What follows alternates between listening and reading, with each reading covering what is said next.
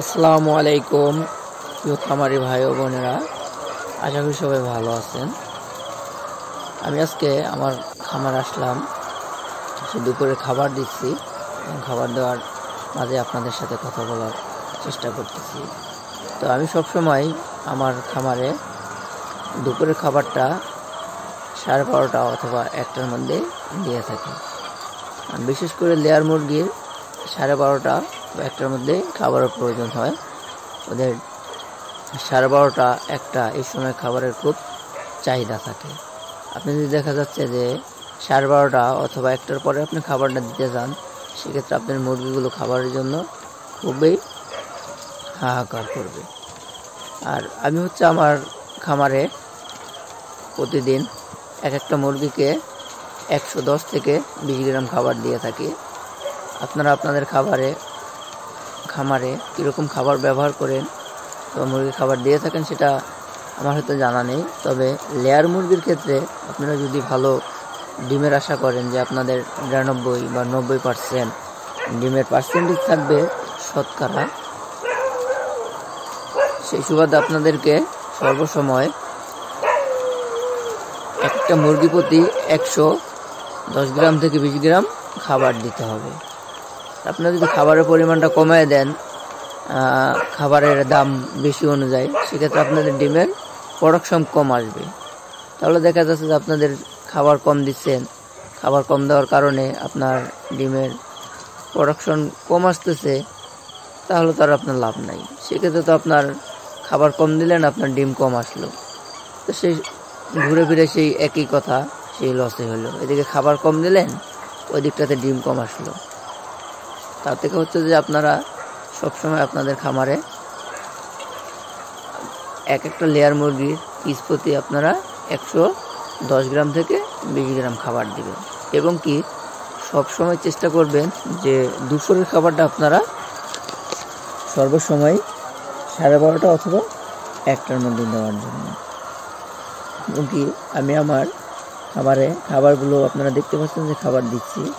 এভাবে খাবার দেওয়ার পরে আমার এখানে 4টা স্টেপ আছে। 4টা স্টেপে আমার এখানে 96টা খাঁচা আছে।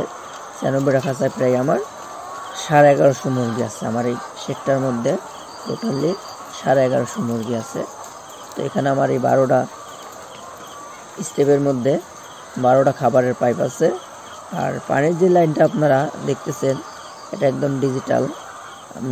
এখানে নিপল ডিঙ্কার ব্যবহার করে আমি আমার পানির লাইনটা দিয়েছি। উপরে আমার ট্যাঙ্কি আছে, রিজার্ভ ট্যাঙ্কি, এটার মধ্যে ওষুধ ব্যবহার করি। আর এছাড়া যখন সাদা পানি ব্যবহার করি তখন আমি বরাবরলি, এটা হচ্ছে যে আমার বাসার যে বড় ট্যাঙ্কি, সেই ট্যাঙ্কি থেকে বরাবরটা পানি দিয়ে থাকি। তো এখানে আপনারা নিপলের মাধ্যমে যদি আপনাদের এটা ব্যবহার করেন, পানির লাইনটা যদি আপনারা নিপল ডিঙ্কারের মাধ্যমে ব্যবহার করেন, সেক্ষেত্রে আপনাদের পরিশ্রমটা অনেক অংশেই কমে আসবে। কারণ আপনারা যদি পানি পাইপে ব্যবহার করেন, সেখানে আপনাদের পানির পাইপটা প্রতিদিন আপনাদের পরিষ্কার করতে হবে। আর আপনারা নিপল ডিঙ্কার যদি ব্যবহার করেন, পানির ওইভাবে ময়লা হইতেছে না, আপনাদের ধোয়ারও প্রয়োজন নেই। তবে আমি আমার যে পানির লাইনটা, এই লাইনটাকে প্রতিদিনই পানিটাকে আমি পরিষ্কার করার চেষ্টা করি। সেটা হচ্ছে যে আমি এখানে আমার বল বাল্ব ব্যবহার করছি। বল বাল্বের মাধ্যমে আমি পানিটাকে ট্যাঙ্কি থেকে ছেড়ে দিয়ে প্রতি কটা পাইপটা বল বাল্বের মাধ্যমে পানি ওপেন করে ওটাকে ছেড়ে পরিষ্কার করি। এরপরে আমি প্রতিবেলাই চাই যে সর্বসময় পরিষ্কার এবং পরিচ্ছন্ন পানি ব্যবহার করতে।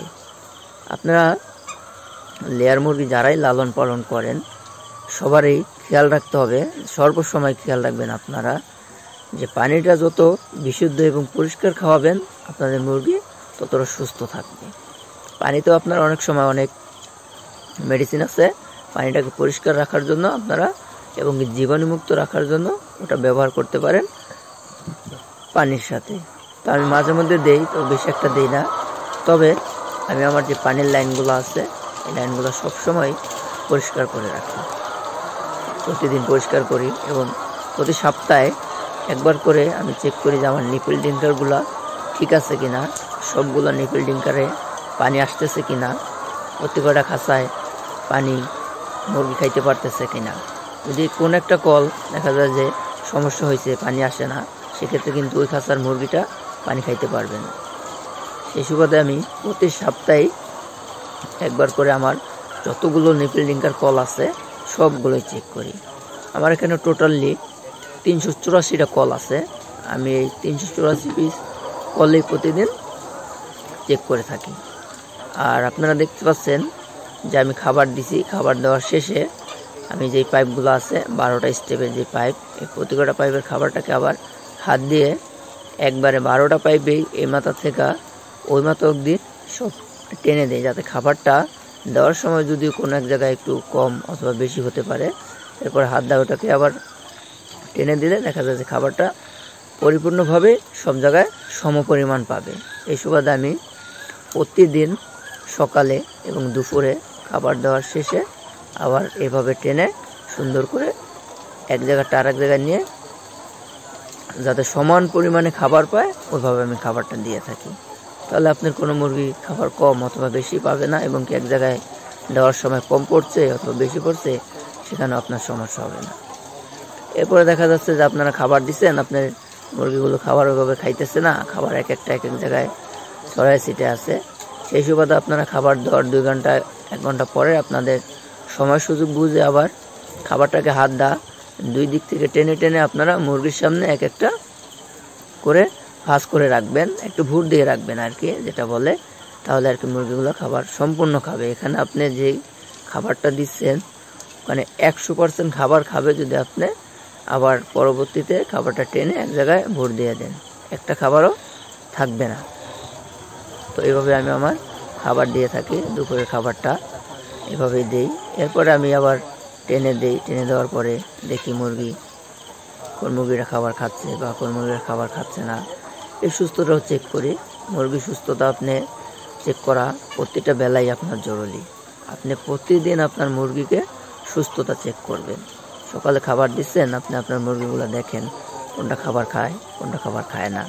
এভাবে দুপুরে আবার রাতে তো আছেই যে লাইট বন্ধ করলাম, লাইট বন্ধ করার সময় হয়ে গেছে রাত 10টা বাজে, তখন আবার লাইট বন্ধ করে 5-10 মিনিট খামারে বসে থেকে দেখি যে মুরগির শব্দ ভালো আছে কিনা, সুস্থ আছে কিনা, অথবা ঠান্ডা কাশির কোনো শব্দ আছে কিনা, এটা চেক করি। এরপরে চেক করা পরিপূর্ণ শেষ হইলে বাসায় যাই। তো আপনারা যারাই লেয়ার খামারি আছেন তাদের সবার উদ্দেশ্যে একটা কথাই বলবো যে আপনারা মুরগিকে টাইম টু টাইম খাবার দিবেন এবং আপনার খামারের কাজ আপনি নিজ দেখতে করবেন। আপনার খামারের কাজ কখনোই আপনি অন্যের উপর নির্ভরশীল হয়ে ছেড়ে দিবেন না। যদি আপনি ছেড়ে দেন তাতে আপনারই ভুল হবে।